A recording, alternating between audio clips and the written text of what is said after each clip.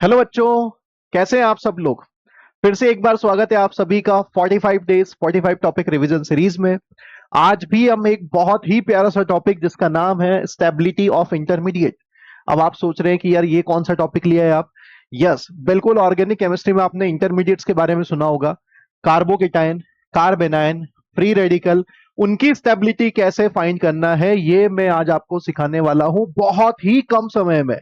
10 से 15 मिनट में questions practice के साथ आप ये जान लेंगे कि कोई भी इंटरमीडिएट की स्टेबिलिटी को कैसे फाइंड करना होता है। और एक सबसे इंपॉर्टेंट बात, मानो या ना मानो, ये टॉपिक जरूर आप लोगों को ये बोल रहा है स्वागत नहीं करोगे हमारा, तो फिर इस बात का मतलब यह है कि डेफिनेटली ये क्वेश्चन जेई मेंस 2026 में आने वाला है। क्लियर है। चलिए, बहुत ध्यान से सीखना। स्टेबिलिटी ऑफ कार्बोकेटाइन, कार्बोकेटाइन का मतलब क्या होता है मेरे भाई।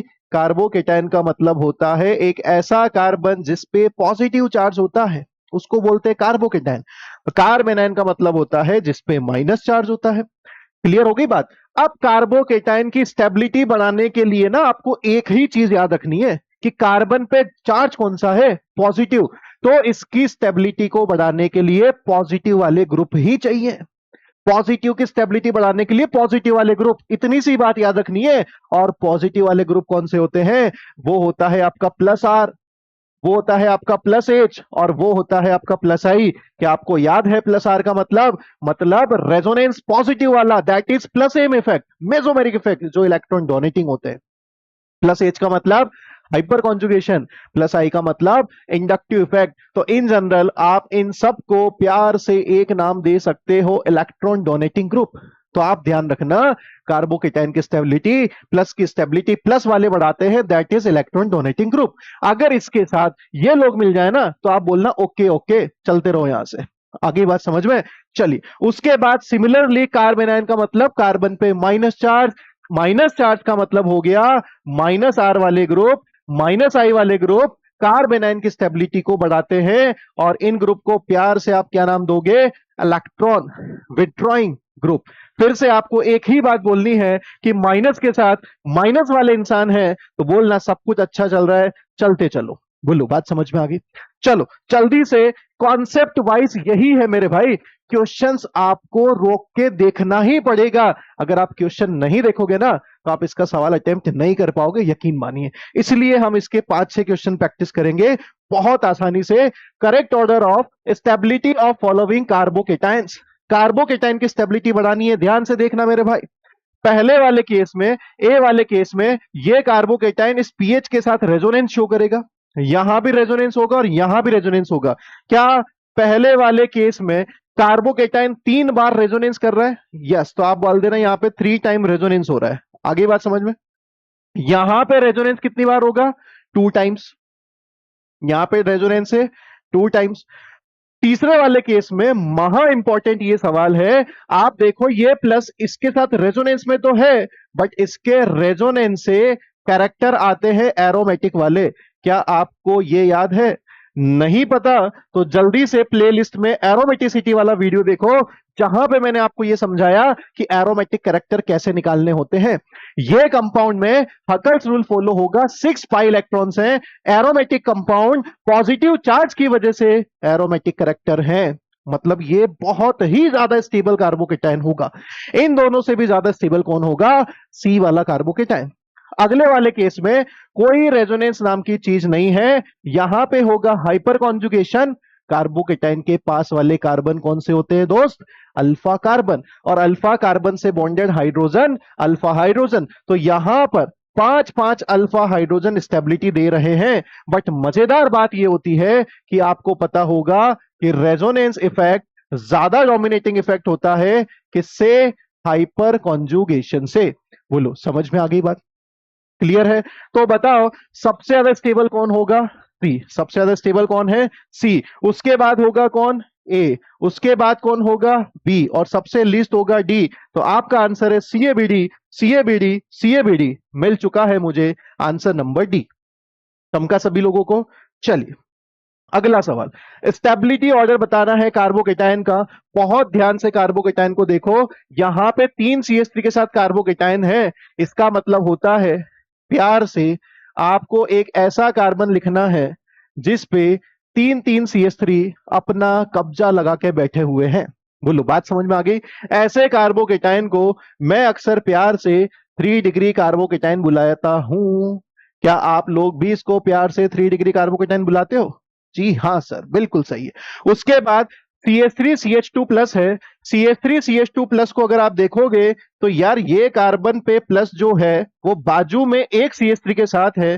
तो ऐसे कार्बोकेटाइन को प्यार से आप और मैं क्या बुलाएंगे? 1 डिग्री कार्बोकेटाइन। उसके बाद 2 CH3 के साथ CH है, 2 CH3 के साथ CH और उस पे आ चुका है प्लस। तो आप समझ गए होंगे मैं क्या कहना चाहता हूं। प्यार से हम इसको बुलाएंगे 2 डिग्री कार्बोकेटाइन। बोलो समझ में आया।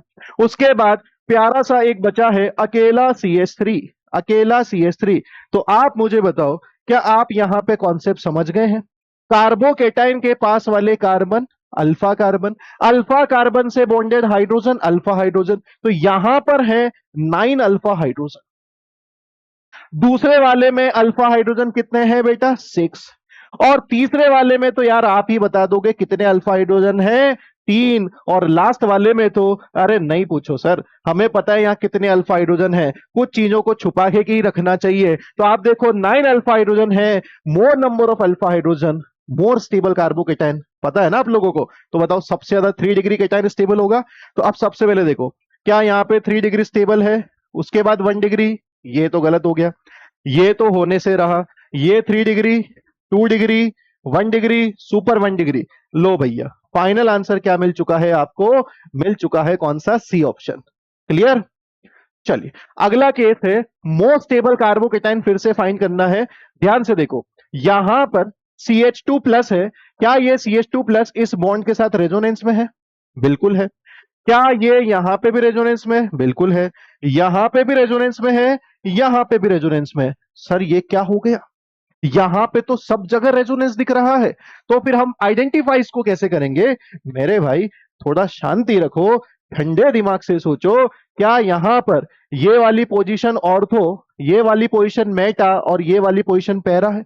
पैरा पे लगा हुआ है OMe। और आपको पता है OMe का बहुत ही शानदार एक इफेक्ट होता है। बहुत ही शानदार इफेक्ट कौन सा वाला? Mesomeric effect, electron donating group है। अगले वाले केस में भी सर मुझे मेसोमेरिक दिख रहा है। नहीं भाई, ध्यान से सुन, ये रखा हुआ है ऑर्थो और मेटा पोजीशन पे। आपको जान के अच्छा लगेगा, पता भी होगा, मेटा पोजीशन पे मेसोमेरिक इफेक्ट काम नहीं करता। कौन सा इफेक्ट लगता है वहां पर? Only inductive effect. तो यहां पर OMe काम कर रहा है कौन सा? Minus I effect. बोलो बात समझ में आ गई। तीसरे वाले केस में CH3 प्लस H इफेक्ट दे सकता है क्योंकि ये पैरा पोजीशन पे लगा हुआ है। बोलो बात समझ में आई क्या बेटा? और लास्ट वाले में तो कुछ नहीं लगा हुआ। तो ध्यान से देखो, प्लस एम भी स्टेबिलिटी बढ़ाएगा, प्लस एच भी स्टेबिलिटी बढ़ाएगा। ज्यादा डोमिनेटिंग कौन है? अभी बताया था, रेजोनेंस, मेसोमेरिक ज्यादा डोमिनेटिंग होते हैं। तो फिर क्या अब मैं आपसे पूछूं कि इस सवाल का आंसर क्या टिक करोगे? बिल्कुल नहीं ना। बोलो समझ में आ गई बात? चलिए उसके बाद अगले सवाल पे बात करें। Carbocation most stable. अरे मैं बोल रहा हूं ना यार, सवाल भरे पड़े हैं, बहुत सवाल आने वाले हैं पेपर में। सबसे पहले क्या बोला था? स्वागत नहीं करोगे हमारा? ध्यान रखिएगा इस बात को। तो which one of the carbocation most stable? तो आप ध्यान से देखो, ये रेजोनेंस में है। चलो भैया कलर चेंज कर लेते हैं। यहां पे भी ये रेजोनेंस में है, यहां पे भी रेजोनेंस में है, यहां पे भी रेजोनेंस में। तो रेजोनेंस वाला तो हो गया कॉमन फैक्टर। अब इसके अलावा जो यहां पर ग्रुप लगे हैं ना, उन ग्रुप के इफेक्ट देखना बहुत जरूरी है मेरे भाई। यहां पर आप ध्यान से देखो, जब रेजोनेंस से अगला पॉजिटिव चार्ज यहां आ जाएगा तो उसके बाजू में लगा है हाइपर कॉन्जुगेशन, मतलब ये अल्फा कार्बन हो जाएगा ना उसके लिए। बोलो समझ गए? उसके बाद जब यहां रेजोनेंस है, यहां पे पॉजिटिव चार्ज आ जाएगा। मेरे भाई अभी जस्ट बताया था, उसके सर पे लगा हुआ है OR, दैट इज कौन सा इफेक्ट? Plus M. मतलब यहां पे लगा हुआ है रेजोनेंस जैसा इफेक्ट। जैसे ही पॉजिटिव यहां पे हो जाएगा, जैसे ही पॉजिटिव वहां पे आएगा, ऑक्सीजन का लोन पेयर तुमसे पूछ के थोड़ी ना जाएगा, अरे भैया वो बैक बॉन्डिंग कर देगा। तो बताओ, क्या यहां पे सबसे ज्यादा स्टेबिलिटी आपको मिल रही है ए ऑप्शन के रेस्पेक्ट में? क्लियर? सी ऑप्शन को चेक करो। मेरे भाई आप सोच रहे हो सर यहां पे भी तो बैक बॉन्डिंग हो सकती है, बिल्कुल सही सोच रहे हो, बट यहां पर बैक बॉन्डिंग पहले के रेस्पेक्ट में कम होगी, क्योंकि उसका लोन पेयर इधर भी तो रेजोनेंस में है, इधर भी तो रेजोनेंस में है। बोलो समझ में आया? क्लियर है? और डी वाले ऑप्शन में तो एफ का माइनस आई इफेक्ट ज्यादा होता है, तो बताओ फाइनल आंसर क्या टिक करेंगे? बी। क्लियर है? चलिए उसके बाद एक और सवाल को देखें ध्यान से। Decreasing order of hydride affinity, ध्यान से सुनिएगा, ध्यान से सुनिएगा। हाइड्राइड एफिनिटी का ऑर्डर निकालना है तो सबसे पहले कार्बोकेटाइन में स्टेबिलिटी ऑफ कार्बोकेटाइन निकालूं। अगर मैं कार्बोकेटाइन की स्टेबिलिटी निकालूं तो सबसे ज्यादा स्टेबल कार्बोकेटाइन डी होगा। बोलो कैसे सर? अरे डी में याद रखो भैया, डांसिंग रेजोनेंस सुना होगा आप लोगों ने, यहां पे साइक्लोप्रोपाइल कार्बोकेटाइन के साथ डांसिंग रेजोनेंस शो करता है, सिग्मा रेजोनेंस। तो यहां पे तीन तीन बार होगा ये, तो सबसे ज्यादा स्टेबल केटाइन कौन सा है? डी वाला।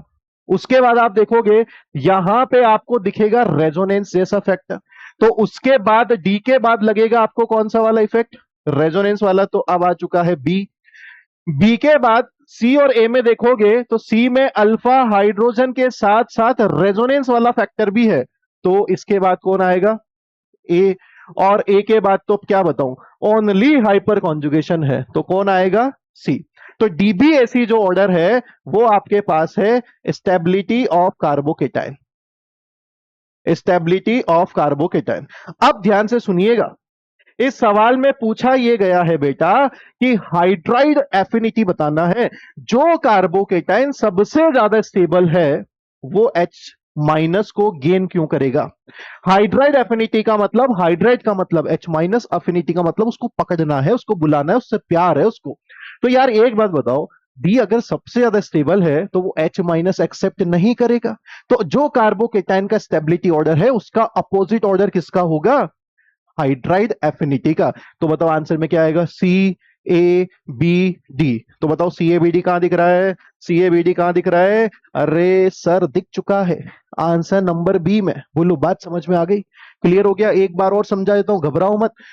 अगर ये सी सबसे ज्यादा अनस्टेबल है, ये कार्बोकेटाइन सबसे ज्यादा अनस्टेबल है, तो ये H माइनस को जल्दी से अफेक्ट करेगा, जल्दी से एफिनिटी रखेगा, जल्दी से पकड़ लेगा उसको। तो सबसे ज्यादा एफिनिटी किसकी है? सी की। फिर ए, फिर फी, फिर डी। बोलो समझ में आ गया? उसके बाद आखिरी सवाल, एकदम आखिरी सवाल पे आ चुके हैं। यहां पे देखो स्टेबिलिटी बताना है फिर से कार्बोकेटाइन की। ये पॉजिटिव है, रेजोनेंस में है, ये पॉजिटिव रेजोनेंस में नहीं है, ये पॉजिटिव रेजोनेंस में नहीं है, बट यहां हाइपर कॉन्जुगेशन जैसा फिनोमिना है, और यहां पर आप देख सकते हैं ये भी रेजोनेंस में नहीं है। अगर किसी ट्रिपल बॉन्डेड कार्बन पे प्लस, डबल बॉन्डेड कार्बन पे प्लस आ जाए तो वहां रेजोनेंस नहीं होता। तो बताओ सबसे ज्यादा स्टेबल कौन है? ए। सबसे ज्यादा स्टेबल ए, एक ही जगह आ रहा है, ये भी अच्छी बात है। अब दूसरा देखो, इन वाले केस में क्या करें सर? भैया हाइड्रोकार्बन है ना, और आपको पॉजिटिव दिख रहा है ना उस पे, तो इसकी इलेक्ट्रोनेगेटिविटी चेक करो। यहां पे आप देखोगे ना तो इसका हाइब्रिडाइजेशन अगर मैं निकालूं तो क्या आएगा? sp2। इस कार्बन का हाइब्रिडाइजेशन क्या आएगा? sp3। हाइब्रिडाइजेशन निकालना नहीं आता? जल्दी से प्ले लिस्ट में जाके चेक करो हाइब्रिडाइजेशन वाला लेक्चर, तुरंत आपको वहां पे देखने को मिलेगा कैसे हाइब्रिडाइजेशन फाइंड करना होता है। और आ जाओ जल्दी से, यहां पे कार्बन का हाइब्रिडाइजेशन क्या होगा? sp। अब आपको यह कॉन्सेप्ट पता होगा बेटा कि more percentage of S character, more electronegative. क्या आपको यह कॉन्सेप्ट पता है? अगर आपको यह कॉन्सेप्ट पता है तो इस सवाल का आंसर आप ला चुके हो। कार्बन की इलेक्ट्रोनेगेटिविटी ज्यादा किसकी होगी? अगर मैं इलेक्ट्रोनेगेटिविटी का ऑर्डर बताऊं तो सबसे ज्यादा इलेक्ट्रोनेगेटिव कार्बन sp होगा, उसके बाद sp2 होगा, और उसके बाद sp3 होगा। तो जिस कार्बन की इलेक्ट्रोनेगेटिविटी ज्यादा है उस पर पॉजिटिव चार्ज अनस्टेबल होगा, इस पे पॉजिटिव चार्ज हाईली अनस्टेबल है। तो ए सबसे आगे, डी सबसे पीछे। आंसर तो पहले भी आ चुका था हमारा। बोलो समझ में आ गया? तो आंसर क्या होगा? ए, सी, बी और डी। बोलो बात समझ में आ गई? तो फाइनली आप स्टेबिलिटी ऑफ इंटरमीडिएट निकालना सीख चुके हैं बेटा। बहुत ध्यान से कॉन्सेप्ट को रिवाइज करके जाइएगा पेपर में, और डेफिनेटली आपको ये सवाल मिलने ही वाला है, बिकॉज ये आपको पहले ही बोल चुका है, स्वागत नहीं करोगे हमारा। क्लियर है? चलो बेटा।